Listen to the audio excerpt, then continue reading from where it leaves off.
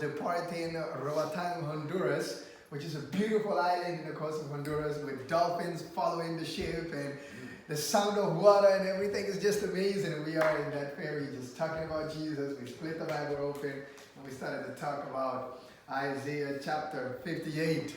Oh, it was amazing. I hope our experience is going to be just that this morning. And we're going to see some amazing gems out of the Word of God.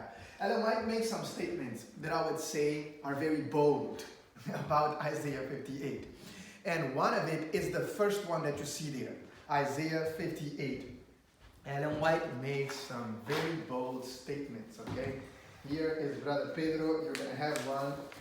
Did you make copies of it? I did. I learned. Okay, Thank you. I didn't get a text and I'm like, huh? That's strange. I learned. It's because I had to just, again, do the touch-ups until the last minute. Living in the age. I have to learn how to get out of the age. Yes. So, Ellen White makes some very bold statements. And pay attention to the first one, friends. This is a very bold statement. Based on her sayings, I can take the Bible, I can take Isaiah 58 into a person's home, and then revive that body physically. That's what Ellen White is saying. I mean, that's quite bold. So she says in the first one, the 58th chapter of Isaiah is a what? It's a prescription. What is a prescription? Those are little notes that you don't often comprehend because of the way they're written, coming from a doctor, right? But the pharmaceutical people, they understand it. That's all you need to know. Just take it to them, and they give you those bottles. Exactly. So that's what Ellen White is saying. Isaiah 58 is one of those. But this is not coming from a doctor. It's coming from God. It's a prescription for maladies of the body and of the soul. When I first read this, I was like, what is in there? What in the world is in this? Chapter 14 verses. It's not even like it's Psalms 119, You say, okay, I can see this. No, 14 verses. How much can God pack in a little bottle right like that, If we desire health and true joy of life, we must put into practice the rules given in this scripture. Now, is that bold or what? To say that this is a prescription for maladies of the body, not only of the soul, friends. So that's how my studies in Isaiah 58 began. And then I started to just draw the parallels. Because if it is good for the soul and good for the body, so then what are the correlation here? Then that's how I started to just depicting these things. God started to put it in my mind. Oh, friends, it is exciting. So pay attention on your first page. Let's go down these things. Second passage there. Sister Tamika, could you please read it for us? The second passage there. My brethren, you need to study more carefully the 58th chapter of Isaiah. This chapter marks out the only course that we can follow with safety. Isn't that another bold claim? The only course that we can follow with safety. That is bold, Sister Victoria, what we just covered so far. Ellen White says in our first passage right there that Isaiah 58, which we're going to study today, is a prescription for both soul and body. So we're just trying to go into this thing. What is in there that Ellen White goes so far as to say this is a prescription for body and for soul. So we're going to draw that parallel today, okay? So Sister Tamika just read the second paragraph, which says, the second passage, which says that we need to study this because it's the only course of safety that we ought to follow. But obviously that does not mean only chapter in the Bible, but it means only principles, which means you also find them somewhere else in the Bible. Okay? Orlando, tus papeles están aquí, so si quieres. Okay. So obviously these principles ought to be somewhere else in the Bible. In fact, Ellen White connects this chapter with the third angel's message. That is quite interesting. The third angel's message. You have connections with righteousness by faith in this chapter. You have connection with Christian growth in this chapter. You have connection with breaking of the law and hypocrisy in this chapter. You have fasting for body and for soul in this chapter. It's just so much. So I intended to spend today and tomorrow on it. So let's see what will happen, okay? Now let's go down the parallels here. So what you will see in the first verse, what God did, He addressed people that are in transgression. So apparently, transgression exists both in the body and in the soul. Is that right? You have transgression of which laws? It's right there, right? The health laws are transgression, and then the moral law can also be transgressed. And at the end of the day, it's one transgression. Because it's combined. We saw that in the first day we actually were here, but Ellen White herself says it, and the Bible pointed out that to transgress the laws of health is sin. Disease, and then you have on the other side, you have sin. Okay, so these are things that we're going to deal with. Powerful stuff. Fasting to undo physical burdens, and fasting to undo spiritual burdens, which is the burden of sin. And then you have leprosy as an analogy. This one's coming from Ellen White. And then on the other side, it's selfishness. Quite interesting. And then you have the principle of hydration and continual communion with God. Quite interesting things, friends. It's so amazing. And you rest or sleep in the Lord's Sabbath. And whatever one does on one side, it's exactly what you have on the other side. The effect of one on one side is exactly the effect of the other on the other side. And then you have DNA's breach, which needs to be repaired, because throughout the day we go through these DNA damages, and then they are repaired at a certain point in time, and then the breach in the law needs to be repaired. So that's Isaiah 58. And there is also other principles of health, but I just chose some for us to deal with today. We cannot go into it. For example, there is the principle of sunshine in there. And it is much deeper. It's implied, but anyway, I thought when I got up early morning, I was like, okay, Lord, I want to put it down, but where am I going to place it? I was like, I'm going to leave it out because I don't want to confuse you guys. I rather give less information than to just confuse you. So now let's go into it. Is this true? All this claim we're making, is this true? Second Peter. What is sin? Sister Teresa, what is sin? Transgression of the law. 1 John 3:4, very easy. Whosoever committed sin transgresseth also the law. Because that's just what it is, right? The sin is transgression of the law. Now, when you read Spirit of Prophecy, what is disease? Transgression of the health law. Transgression of the health laws. It's right here. Ministry of Healing, page 127. What does it say, Rachel? Right here on my right side. Physicians teach the people that restorative power is not in drugs, but in nature. Disease is an effort of nature to free the system from conditions that result from a violation of the laws of health. You can pause right there. But anyway, she goes on to say, in case of sickness, don't approach it by giving medicine. Approaching it by finding the cause. That's the idea, ascertain the problem, That's the mindset of God when it comes to approach problem. In Isaiah 58, how does it start? How does it start? You can open your Bible in Isaiah 58, How does it start? Cry aloud. I love that word. Cry aloud. Spare not. Lift up thy voice like a trumpet and show my people their transgression. Your first step as a medical missionary, friends, is to find the transgression. And God says, cry aloud. Our first step as a medical missionary is to find the transgression.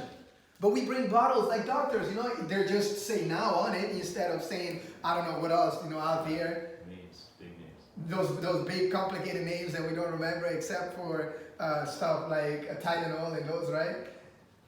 But anyway, you get the point? So don't bring bottles of solution just right to the, oh no, I have this right here, this herb, this hydrotherapy, this right here, that right there. No, God says, cry aloud. Transgression is here. We need to find it. Amen.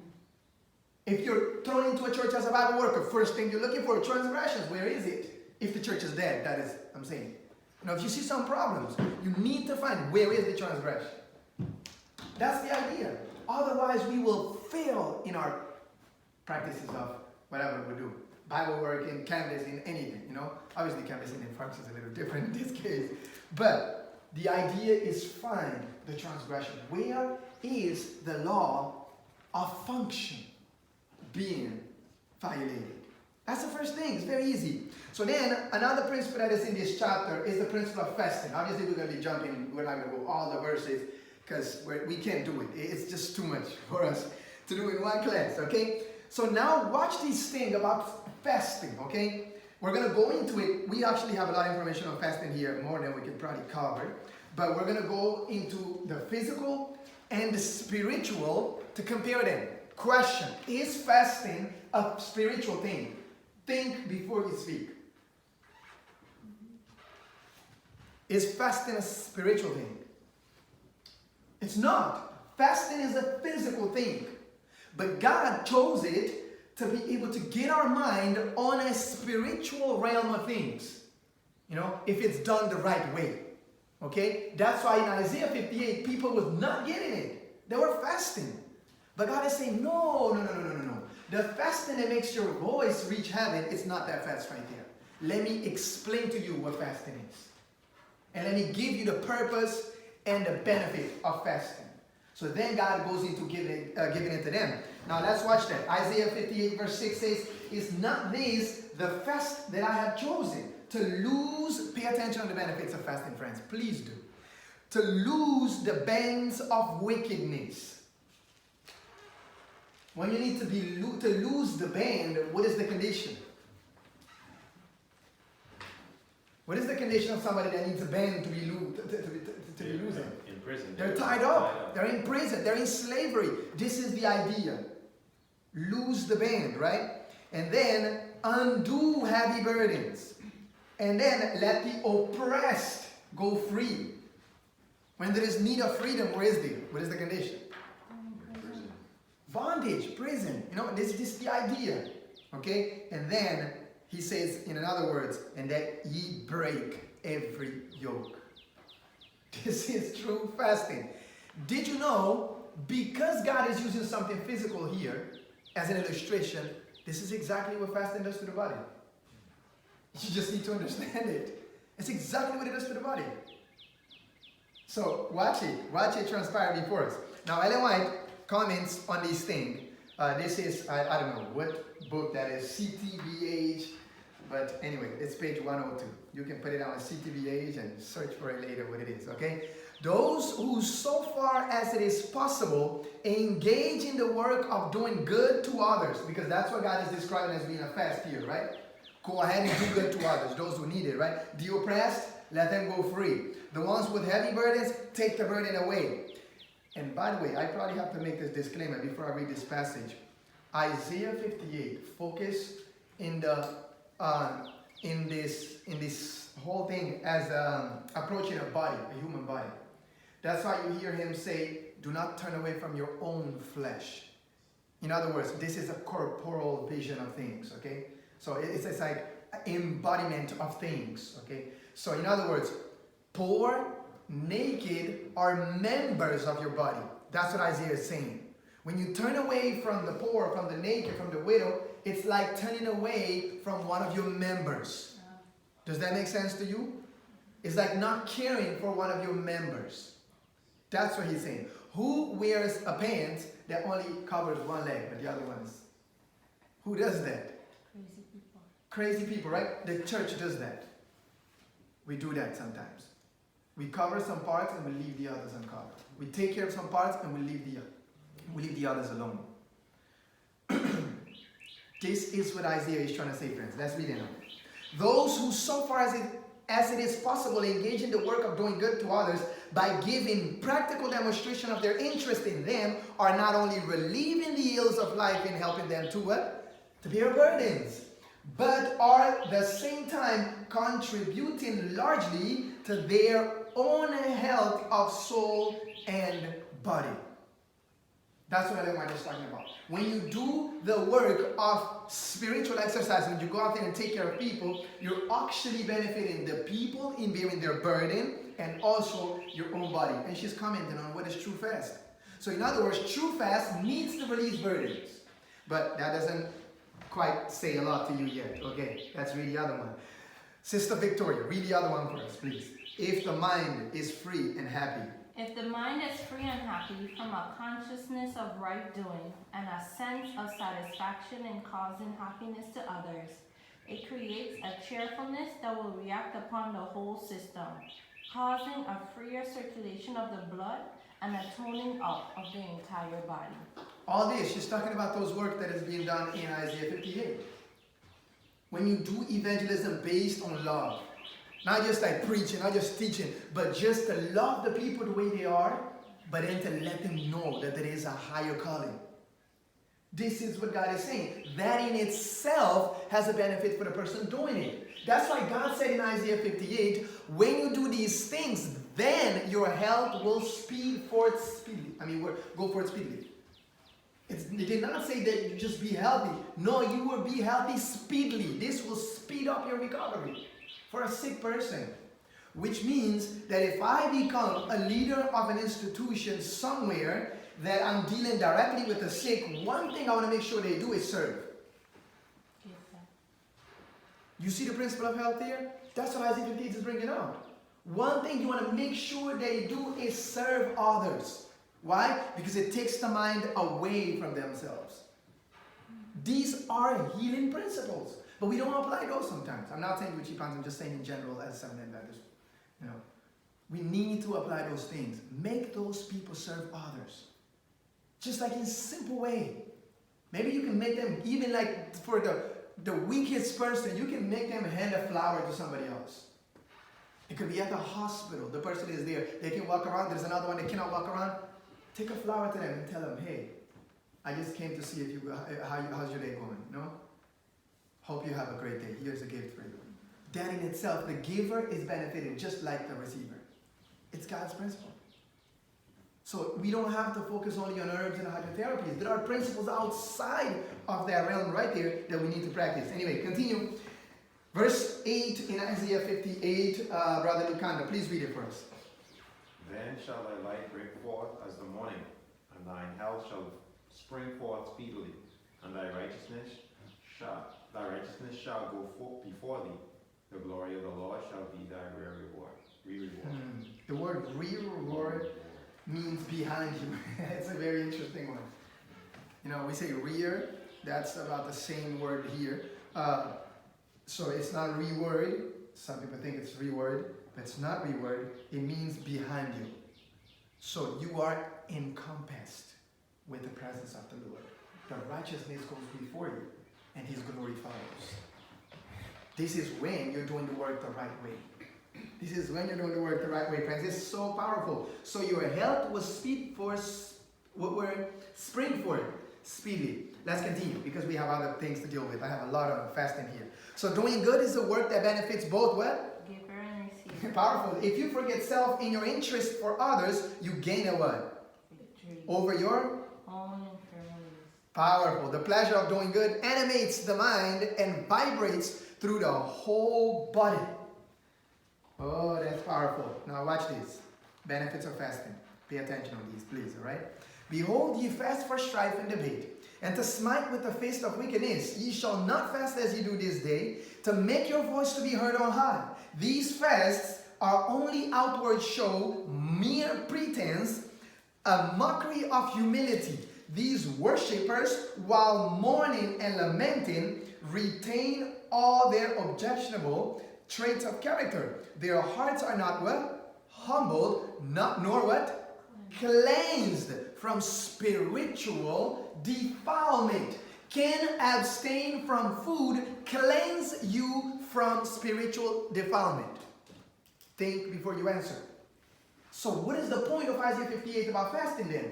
As fasting does for the body perform a cleansing, you taking your mind away from you to serve others performs a cleansing. Not the action itself, but what God is doing through you. This is what God is saying here. So He's comparing the two. The benefits of one in the physical is the benefit in the spiritual. Because abstaining from food does not heal anybody, as far as like spiritually speaking. But God is saying, as abstaining from food helps your body with cleansing, so does abstaining from feeding yourself things, attention to self, serving others will cleanse. So the process of sanctification must involve activity for others. Ellen White says, Brother Champion attempted to quote it yesterday, holiness is wholeness in the service of God. Now that's powerful. Very powerful. So this is what God is saying to the church. Fasting will cleanse you, but obviously the church does not eat. So what is it? We're not going to fast from the Word of God. So what is fasting from? This is what it is. As physical fasting cleanses you from disease, spiritual fasting cleanses you from sin. You know, it's very, very powerful. In one, you're avoiding feeding yourself. On the other, you're avoiding feeding self. Does that make sense to you? Two different things, you know. On the physical fasting, you're avoiding feeding yourself. But on the spiritual fasting, you're avoiding feeding self. Okay? Make sure we're clear on that one. Maybe it's something you can remember. Maybe I'll summarize it for you, right? Somebody read, oh man, I deleted the book, didn't even notice. But we're going to read it anyway. See what it says. It just gives the page. It doesn't, I think it's Ministry of Healing. But anyway, we can find it easily these days. That would be tough for the people in the 1800s. Like, oh man, which book is that? Praise the Lord. We have all these things. Who's going to read for us? Tamika, please. Did you read already? Intemperate eating. Sorry, you go ahead. I'll just, yeah. Intemperate eating is one of the causes of sickness, and what nature most needs is to be relieved of the undue burden that has been placed upon her. In many cases of sickness, the very best remedy is for the patient to fast for a meal or two, that the overworked organs of digestion may have an opportunity to rest. A fruit diet for a few days has often brought great relief to the brain workers. Many times a short period of entire abstinence from food, followed by simple, moderate eating, has led to recovery through nature's own recuperative effort. An abstemious diet for a month or two would convince many sufferers that the path of self-denial is a path to hell. I don't think we don't know this passage, but to put it here in this context definitely enlightens and broadens the topic. So this is the summary so far as fasting goes, right? You see, God is saying, if you fast the right way, you will help to remove burden. If you fast the right way, you will let the oppressed go free. If you fast the right way, you will lose bands. I just think this is so powerful. So what do we have? We have benefits for the two fasting. In the physical, this is how it functions. When people are tied up with the band of addictions, what is the best way to start a treatment for them? Fasting, especially when it has to do with things that goes in, you know? So think about it. Fasting really breaks it. Food addiction, for example. What is a good way to go about it? Fasting. You know, even cigarettes and all these things. Fasting. It will help because it resets the body. So it lets the members of your body that are oppressed to go free. Sometimes those members, and I might just mention it here, the digestive members are oppressed and burdened. So what do? You fast and then you give relief to those members. Paul says the church is one body, but it has many members. So when you don't practice godliness, the spiritual exercise, looking away from self to serve others the right way, in the church, when you don't look at it as a bodily thing, some members suffer burden. And if not taken care of, you will lose those members. So what is God saying? You need the proper fasting. And that is look away from self to others. Amen. And then let your oppressed go free. And then clothe the naked. And then do this. So he's using all these bodily language to tell people what to do in the church. That's what God is doing. So when you understand this principle, this format that God uses all throughout the Bible, you will always be able to pick up health principles all throughout the Bible. Doesn't matter what story. As far as describing structure of the church, there always will be hints of what the body is like. Always will be. As long as it is talking about structure of the church of God. So that's what God is saying here. Do not forget about the outcasts. Take care of them too. You know, that is your own flesh. Don't take care of the one, but oppress the others. You know, so we do that in the body sometimes by the way we act. You know, we take care of one part of the body and then oppress the other completely. So anyway, let's continue. Let's continue because we don't have much time. So here a little bit of theology on fasting here. You know, in verse 4 it says that you fast for strife and debate, right? Which means contention. And Proverbs 13:10 it says that pride is what cometh. By pride cometh contention. And the word that is used here is the same exact word for the word debate that is used in Isaiah 58. So what is the spirit of the people in Isaiah 58? Pride. That is the issue. Now watch what Ellen White says right there. I put it in bigger font that we may not miss it. Rachel on my left, please read it. That quote that Ellen White has right there, we are on, right here, this one. What does it say? The spirit of true fasting and prayer is the spirit which yields mind, heart, and will to God. What is true fasting? It's yielding. It's humiliating. It's submitted. It's surrender. That's true fasting. That's what God is saying. Spiritual fasting has nothing to do with food. Spiritual fasting is yielding your members. That's why Ellen White says a fasting of fruits. That is not letting go of food. You're still eating.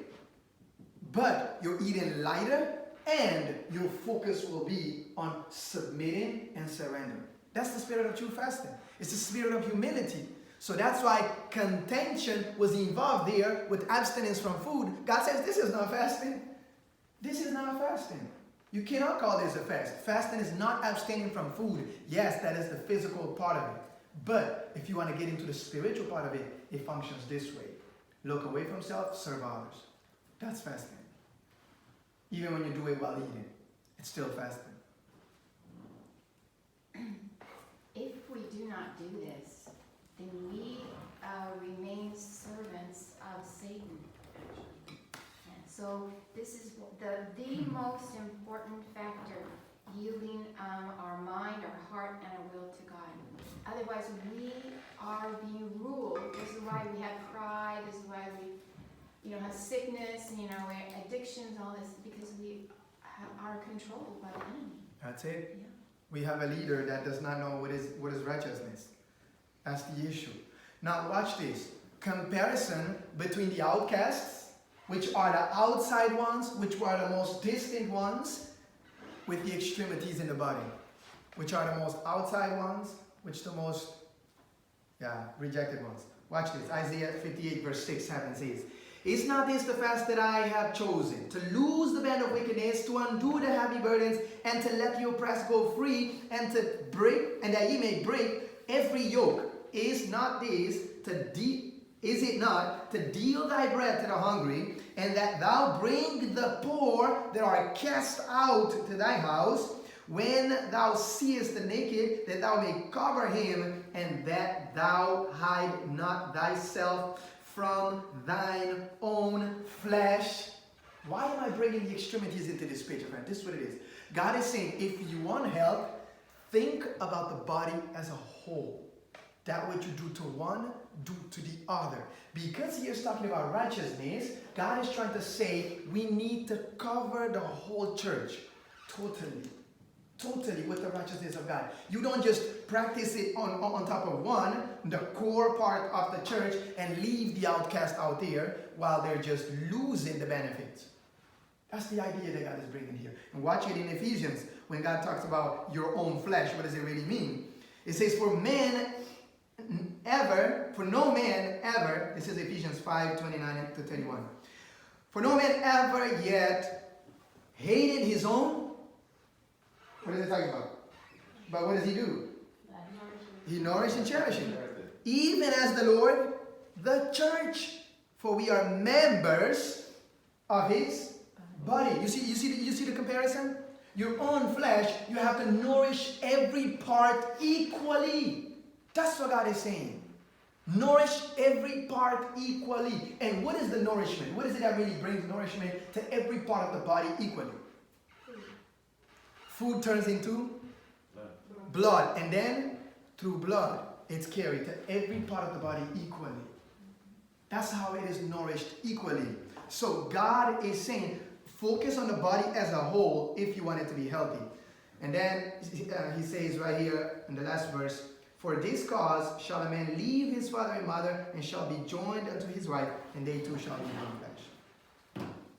And then he says right there, for we are members, actually I skipped that one, I didn't see it, of his body, of his flesh, and of his bones. That's the analogy. Now, watch what Ellen White says about the physical body. That many times we focus on the center. And then we leave the outcasts out there. We leave the ones that are on the out part alone. And guess what happens? Problems. Special attention should be given to the extremities. That's what, it's amazing, friends, that, I don't know, sometimes it's like, Lord, how can it be possible? So the disciples, they would focus on the center part of the body of the people of God. And God is saying, no, you need to go to the extremities. Bring food over there. They need nourishment as well. When a man looks at his body, he doesn't nourish one part and doesn't nourish the other. So why do we do it in the church? That's the reason of Paul. So go to the extremities. This is the analogy that is being used in the Bible. So the principle is right there. Totally clothe it, totally nourish it, totally cherish it. If you don't use one arm for a long time, you're going to lose strength in that one arm. So as a pastor, from a pastor's perspective, what does that look like? If the exercise is practicing godliness, how many members should I apply in doing it?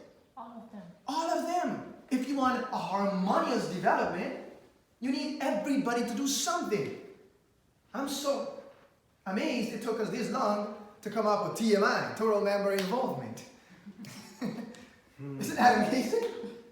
It took us this long. But the principle is always in the Bible, friends. And as you look unto one, it gives you exactly what you're supposed to do with the other.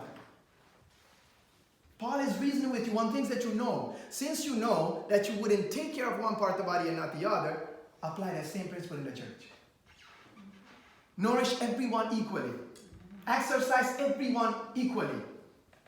Expose everyone to the sun equally. Doesn't mean at the same, when you're walking around. You get what I'm saying, right? But get what you need for the body to triumph equally to the whole part of the body. So here, Ellen White continues to say, you know what, let's read this. Very powerful one. So, pay attention to the extremity that they may be as thoroughly clothed as the chest and the region over the heart, where is the greatest amount of heat. Parents who dress their children with the extremities naked, or nearly so, are sacrificing the health and lives of their children to fashion. In other words, idolatry is sacrificing children instead of animals. This is crazy.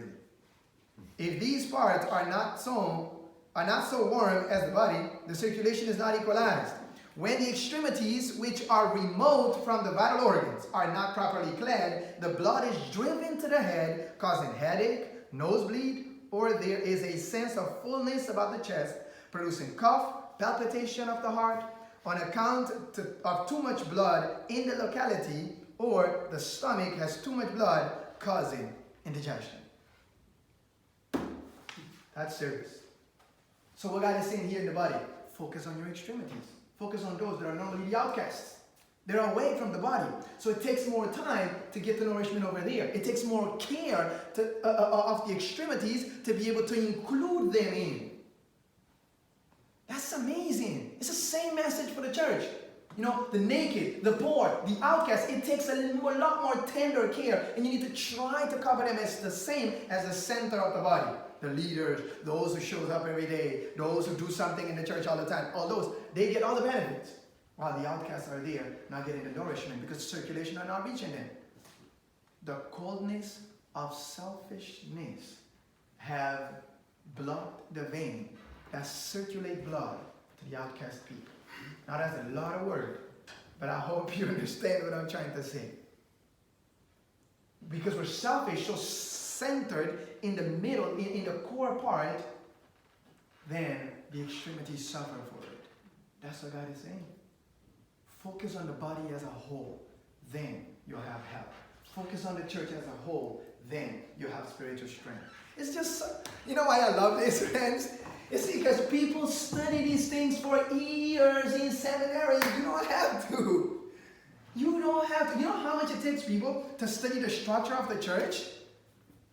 It's a big study in pastoral ministry. I haven't got there yet. I only studied 3 months pastoral ministry. But that's literally all I did. One semester, taking away the canvas, that's all I did. But every day is a day to study pastoral ministry, though you're a pastor or not. Understanding God's leadership, how it functions. Understanding God's structure, how it functions. And you don't have to go so focused on one side, and then you understand that thing, we come up with specialties. Oh, no, I have to send you to the eye doctor. I cannot deal with that part of the body. There is a pastor next door. He is very good with those parts right there. I cannot deal with that right there. There's a doctor down the street. No, God says you're a leader, you're a leader.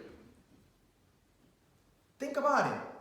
Obviously, there is a place also. I got to be balanced. There's a places for kings, for judges, for all of that, yes. But think about it. The people of God, the elders, were not people of the word alone. They also prayed for the sick.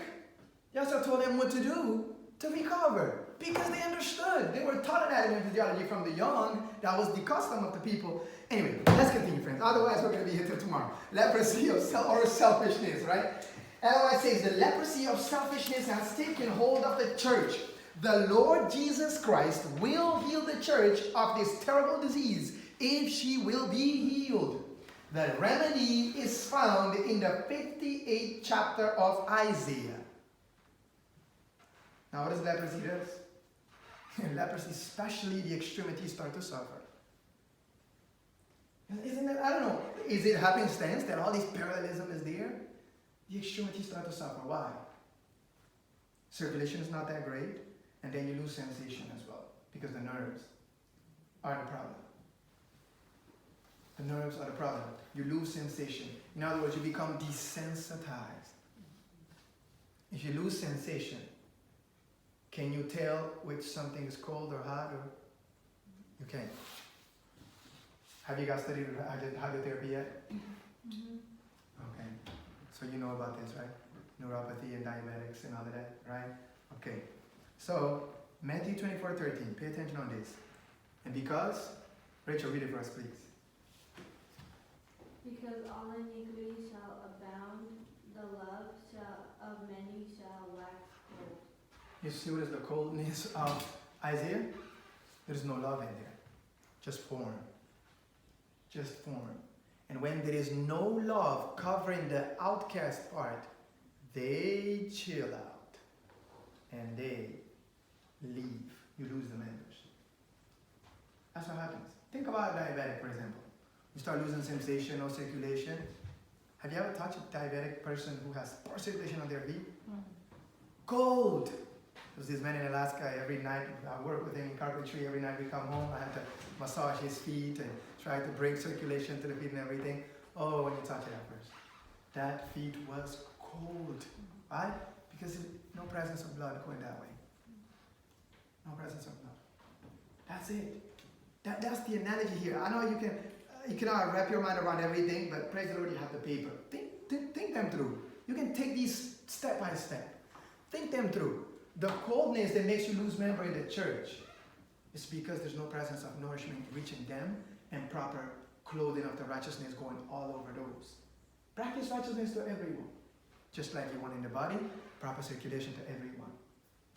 Proper clothing to everyone. That's the principle. It's not saying clothing. It's not saying circulation. But that's the principle. Worry about the body as a whole. And time goes fast when it gets glad. So selfishness is coldness, friends. Selfishness. Remember, I know what it says right here. Leprosy of selfishness. And that's what it does to the outcast members, okay? And then love equals warmth. When there is no love, there is what? No warmth. No warmth. And there is what? What is the opposite of love here? Selfishness. Selfishness. It's not hatred. Hatred is something that God does while He loves. Selfishness is something that will never rise in the heart of God. It's the complete opposite of love. But hatred is something that God Himself does. God hates sin. But God will never come to a moment and say, I'm selfish. He just can't. You won't be God anymore. God is the very opposite of selfishness. Anyway, the principle of hydration. Let's look at this. This is a very powerful one. Isaiah 58 verse 11. Sister Victoria, please read it first. And the Lord shall guide thee continually, and satisfy thy soul in drought, and make fat thy bones. And thou shalt be like a watered garden, and like a spring of water, whose waters fail not.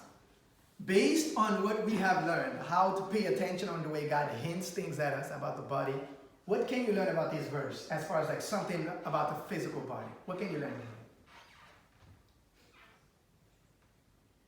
That there, you can use the word, there might be a connection, so that way you get yourself out of trouble. You don't have to say, it's got definitely be Water. water and what? What else? Like, what is in there? There is water, definitely. That's one of the principles right there. Hydration is the principle. Okay, based on what we have been learning, right? About how to depict that the hints that are coming out of a verse, right? As far as like about the physical body, right? What do you think this verse right here might be saying about the physical body? Maybe forget everything else, but just remember this right here. What do you think this verse right here might be saying about the physical body? If we apply the principles that we have been applying in the past. So talking about water and probably like dehydration. Dehydration and what? And the Lord's guidance. Okay. Again, physical. Physical is Fat. talk about Fat what? Bones. Bones. Marrow. Go ahead. I think you caught it. And it out, Tamika. It might be the very thing we're looking for. It's all right. What could be a connection here based on what you're saying? Because God is using an analogy. Like water, like fat in your bones. Okay. Could it be that there is a connection between the hydration or dehydration with the bones? yeah, like you know, like you have like the ligaments and you need like water to. You need. The bone marrow, the ligaments. Here's some good stuff. I don't know what thinking. Do you see what I'm saying? So pretty much God is hinting at you, I'm going to bring water, I'm going to bring hydration, and I'm going to fatten your bones.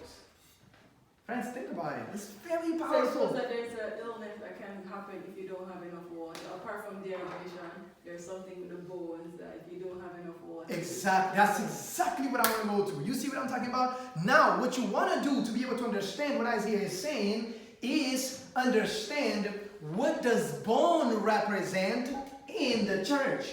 Because it's using a physical language, you cannot apply it directly. Is it the law? That's one thing you could focus on. But here's another thing. The law is definitely there.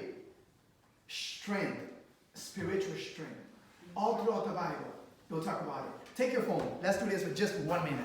Just 1 minute. Type the word bones in your Ellen White app, right click, option, Bible. Or do you do word search in your phone? Okay, good. So we are on the same page. Or whatever other app you use, right? This is what you have to do with these things. We have 3 minutes to go. Oh boy. So what I do sometimes, I skip Kings, Chronicles, and all those things. Why? Because those are normally going to be historical things. It could just say, oh, somebody was walking and broke a bone. That's all you're going to get out of it. But when you come to Psalms, Proverbs, Job, these are books that are poetic, so they will use these words in a symbolic way and give you the answer very easily. And you can still find symbolism in Genesis, even. Chronicles, doesn't matter. But it's harder. You know, it's more rare, I guess I should say. But watch this. My first one in Job is Job 4:14. What does it say? Fear came upon me in trembling, which made all my bones to shake.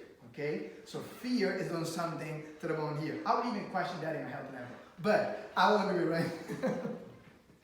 Okay, second one is in Job chapter 10, verse 11. It says, okay, clothe me with skin and flesh, and has fenced me with bones. Okay, fenced me with bones. So the fence or structure, right?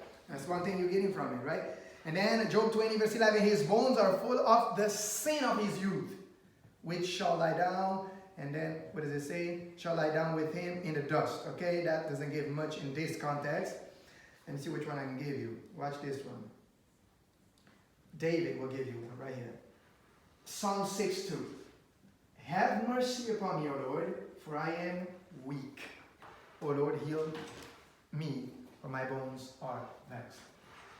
I am weak. Heal me, for my bones are vexed. So when David lost strength, he would often say, my bones, my bones, my bones. Job used it in a sense of structure. This provides you fence, provides you structure. This is the strength of the body. You know, directly speaking about a structure and all of that, this is the strength of the body. All right? So now this is what Isaiah is saying. That which continual communion with God does, because God is like a dew, he's like water, so water does to the bones. It's like amazing, friends, for us to just skip those things. But watch what a doctor say. This guy right here had so much desire to learn about water that he wrote a whole book about it. He called it You're Not Sick, You're Thirsty. Have you heard about that book? This man is a very interesting one.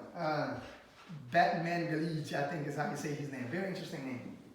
But anyway, so he said, chronic dehydration affects the bones. It can even cause erosion of the bones. Chronic dehydration. Doesn't mean you go without water for a day. Exactly. I was thinking that. Exactly. You see what I'm saying? That's what I was thinking when you said that. It's powerful. And guess what? I just saw this today. I had to research it today. I was like, okay, I know, Lord, that you're telling the truth. I just need to find a doctor saying it. Make sure it's a very known doctor that we know are catching up to the Bible. That's all I did. I know it was the truth. Because God says it. I didn't have to go to science, but I bring science that we may see it together. So these are ideas of Isaiah 58. So quickly, we're going to go over again. Please allow me at least 5 minutes. So it gives you these things all in connection. Why the bones with a focus on the body as a whole. Why are we worried about the laws here? It is the Lord, friend. Think about it. Now, we say the laws of health, but could it be that there is other laws that exist, but not outside of the body per se? Could be inside of the body. Good question, right? Let's read. So about dehydration. Hosea chapter 14 calls God a dew unto Israel. So continual communion with God will do to your spiritual strength that which continually drinking water does to your bone. That's exactly what it is. It's just amazing. So recent studies on transgenic mouse models reveal that several proteins involved in the DNA damage response play important roles in bone remodeling. So there is also a connection between DNA damage and bone health. Okay, so there's water right here affecting the bone, but also there's a DNA connection. We've just seen that from science so far. So what is the idea that God is giving us in this chapter about that right here? So the breach in the law will give you the answer. Isaiah 58 verse 12. Right after talking about the bones, he talks about this. And they that shall be of thee shall build the old waste places. Thou shalt raise up the foundations of many generations, and thou shalt be called the repairer of breach, the restorer of paths to dwell in. Amazing. It's amazing, friends. Oh, I don't want to go too much into it. I don't want to confuse myself and you. Let's continue. It's so powerful.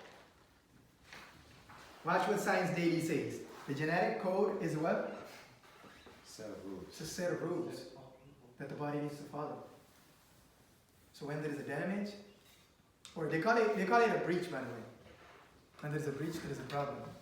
So what do you focus on? You focus on correcting that breach. How do you do it?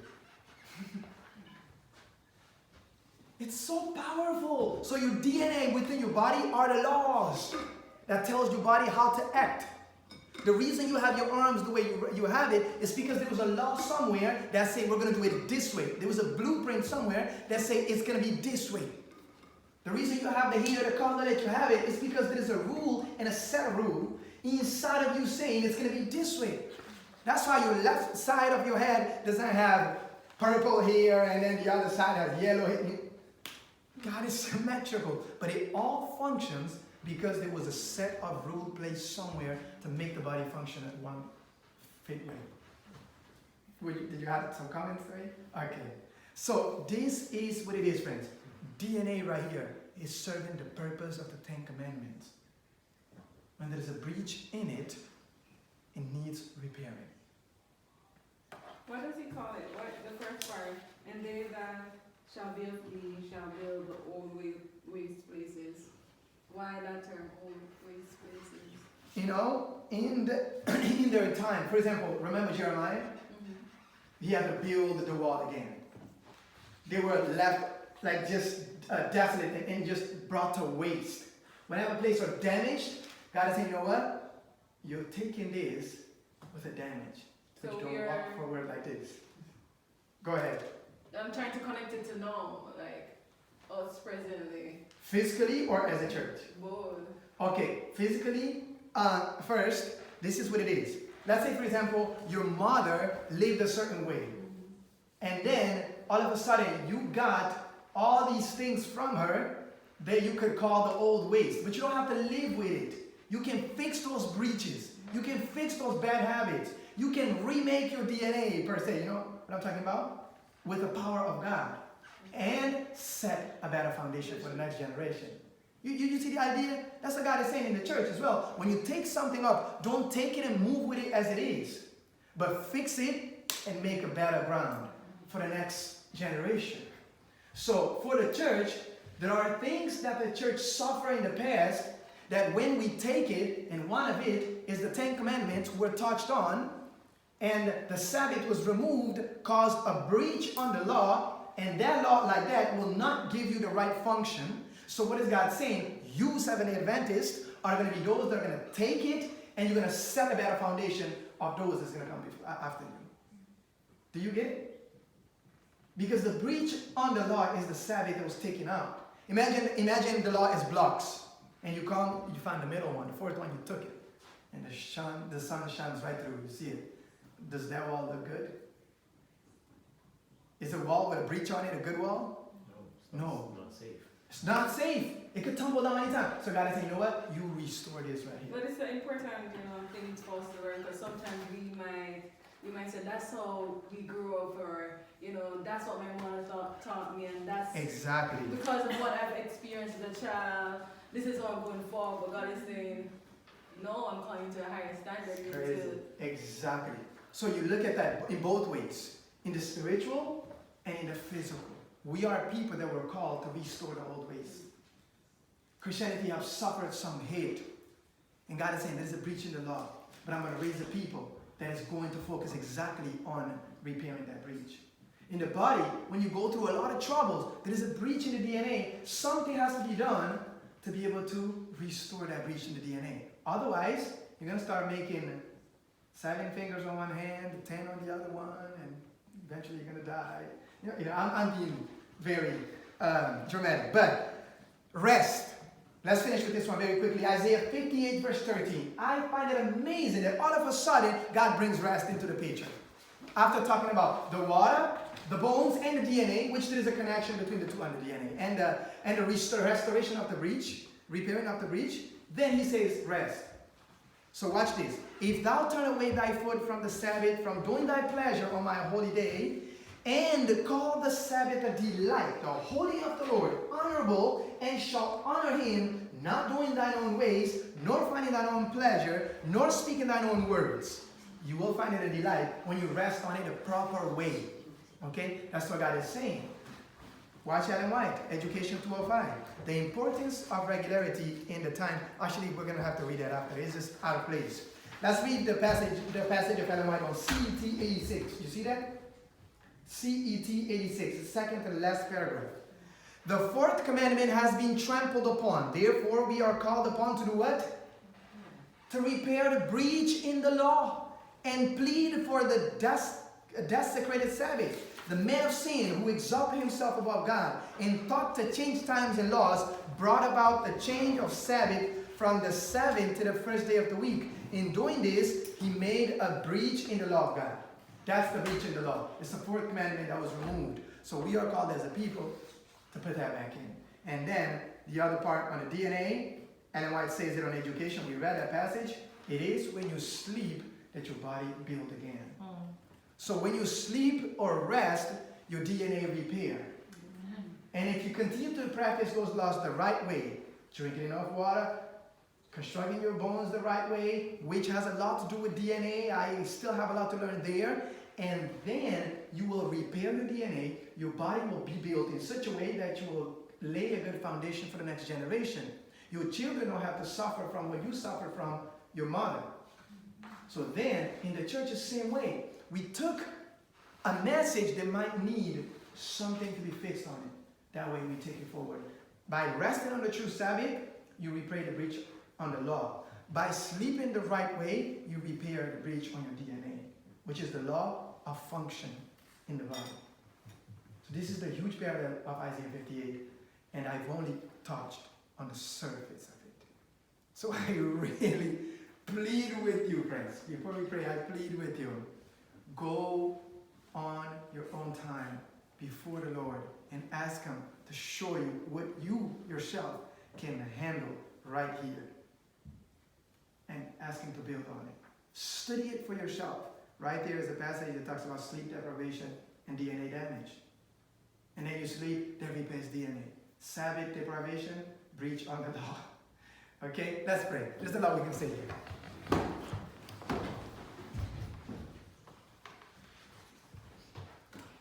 Holy Father, thank you so much for your word. Oh Lord, there is so much we can learn and we need to learn.